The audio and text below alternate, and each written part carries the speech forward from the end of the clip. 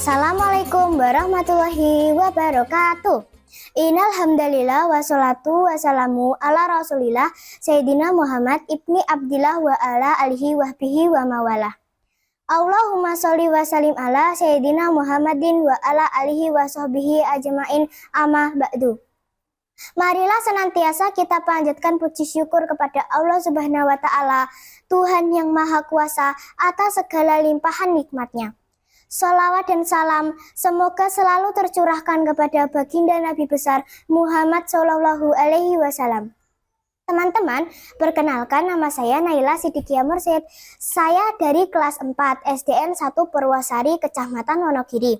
Alhamdulillah hari ini kita telah memasuki hari ke-12 bulan Ramadan 1445 Hijriah atau 2024 Masehi.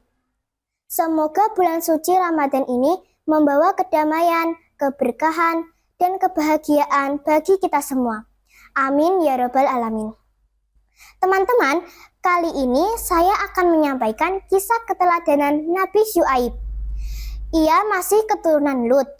Ibu Syuaib adalah putri Lut. Syuaib diangkat Allah Subhanahu wa Ta'ala menjadi nabi pada tahun 1550 sebelum Masehi. Allah Subhanahu wa Ta'ala mengutus Syuaib berdakwah ke negeri Madian. Dalam Al-Qur'an surah Al-A'raf ayat 85, Allah Subhanahu wa Ta'ala berfirman, "Dan kami telah mengutus kepada penduduk Madian saudara mereka Syuaib." Bangsa Madian adalah bangsa yang ditinggal di sebuah perkampungan bernama Madian. Di pinggiran negeri Syam terletak setelah negeri Hijaz, dekat dengan asal tempat kaum Nabi Lut. Mereka hidup tidak beberapa lama setelah dibinasakannya kaum Nabi Lut. Penduduk Madian berasal dari suku Arab. Mereka tinggal di Madian, suatu daerah di perbatasan Suriah.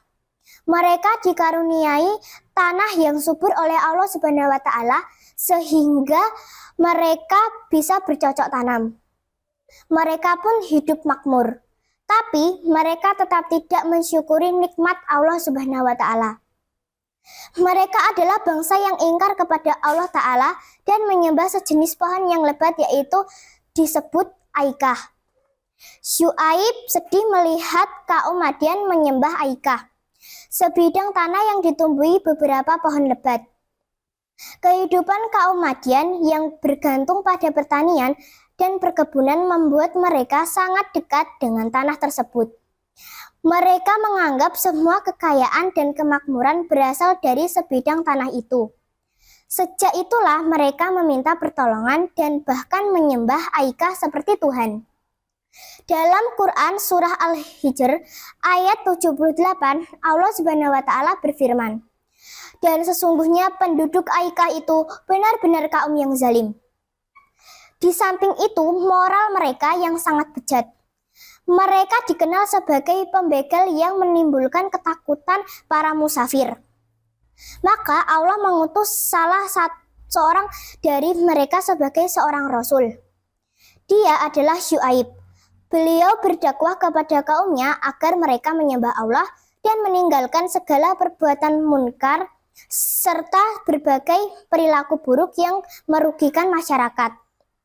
Nabi Syuaib mendapat julukan sebagai Katibul Anbiya, katib para nabi, karena kefasihan dan ketinggian bahasa dalam mendakwahkan kaumnya kepada keimanan.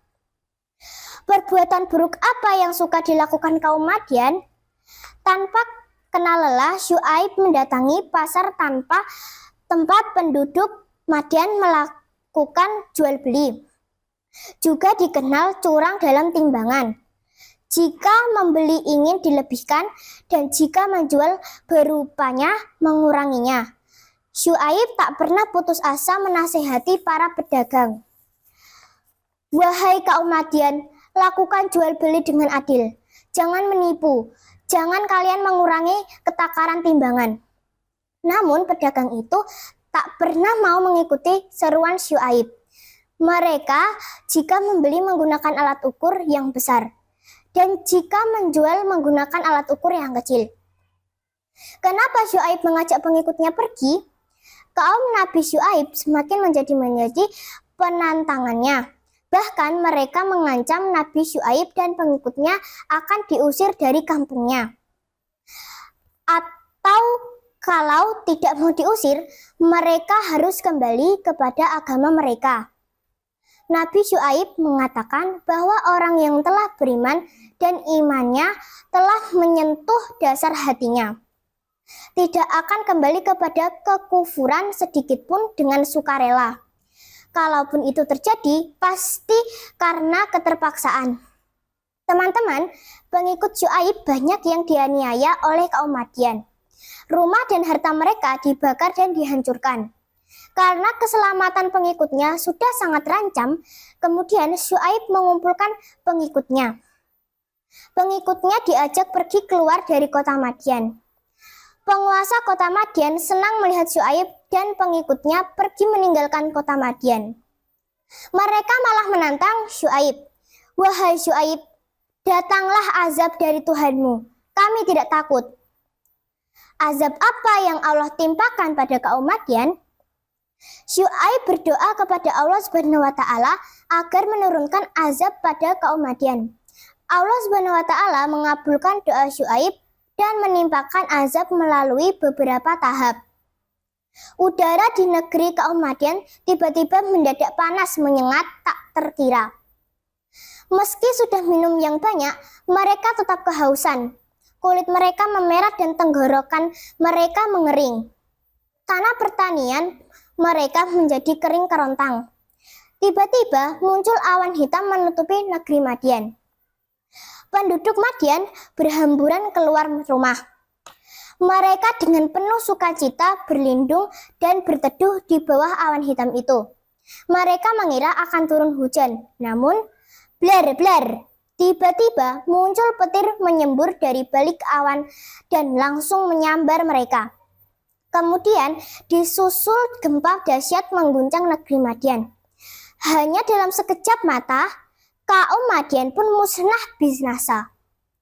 Allah Subhanahu wa taala dalam Quran surah Hud ayat 94 berfirman, "Dan tatkala datang azab kami selamatkan Syuaib dan orang-orang yang beriman bersama-sama dengan dia dengan rahmat dari kami. Dan orang-orang yang zalim dibinasakan oleh satu suara yang mengguntur. Lalu jadilah mereka mati bergelimpangan di rumahnya." Demikian teman-teman, akhir kisah Nabi Syuaib. Hikmah yang dapat kita petik dari kisah ini antara lain: 1. Syuaib dalam setiap kegiatan tidak pernah lupa dengan Allah, selalu melaksanakan perintah-perintah Allah dan menjauhi larangannya. Oleh sebab itu, beliau memiliki hati yang bersih dan suka membantu orang lain yang sedang membutuhkan pertolongan. 2. Nabi Syuaib suka membantu orang lain yang sedang dalam keadaan kesulitan. 3. Nabi Syuaib selalu menjaga hati dan dirinya agar tidak muncul perasaan benci, sombong, dan lain-lain yang bisa merugikan diri sendiri dan orang lain. Wassalamualaikum warahmatullahi wabarakatuh.